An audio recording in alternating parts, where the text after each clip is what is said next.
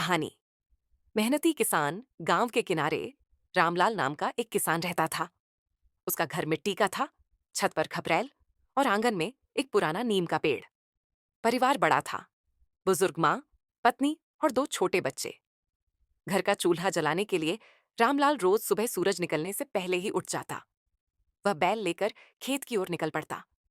खेत बहुत बड़ा तो नहीं था, पर मिट्टी उपजाऊ थी। रामलाल जानता था कि अगर मेहनत की जाए तो मिट्टी सोना उगल सकती है। हाथ में हल, कंधे पर बोरा और चेहरे पर पसीने की चमक। रामलाल पूरे दिन मेहनत करता। गर्मियों की धूप खेत पर बरसती, लेकिन रामलाल कभी थमता नहीं। जब पसीना आंखों में भर जाता तो वह नीम की छांव में 2 मिनट बैठकर फिर उठ खड़ा होता। कभी बैलों को पानी पिलाता, कभी मिट्टी को संभालता। शाम को जब आसमान लाल हो जाता तो रामलाल घर लौटता। उसके कपड़े मिट्टी से भरे होते, लेकिन चेहरे पर संतोष की मुस्कान होती। घर पहुंचते ही बच्चे दौड़कर उससे लिपट जाते।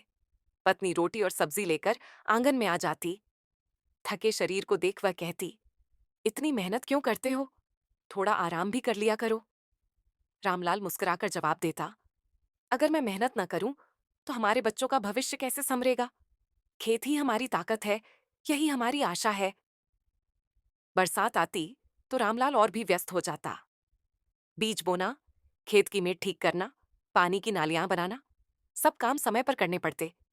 कभी कभी आंधी आती, फसल गिर जाती तो रामलाल का दिल टूट जाता, पर वह हार नहीं मानता। माँ कहती, बेटा, किसान तो धरती का बेटा होता है। धरती से जितना जुड़ा रहेगा उतना ही फल मिलेगा।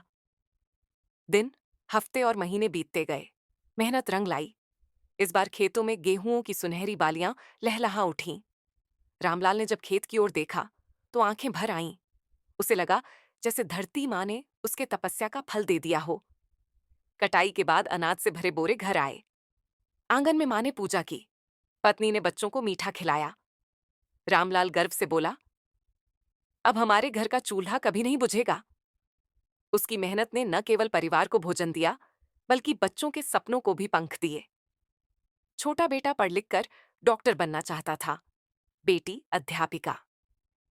रामलाल जानता था कि उनकी राह आसान नहीं होगी, पर उसके मजबूत हाथ और अटूट मेहनत हमेशा उनके साथ रहेंगे।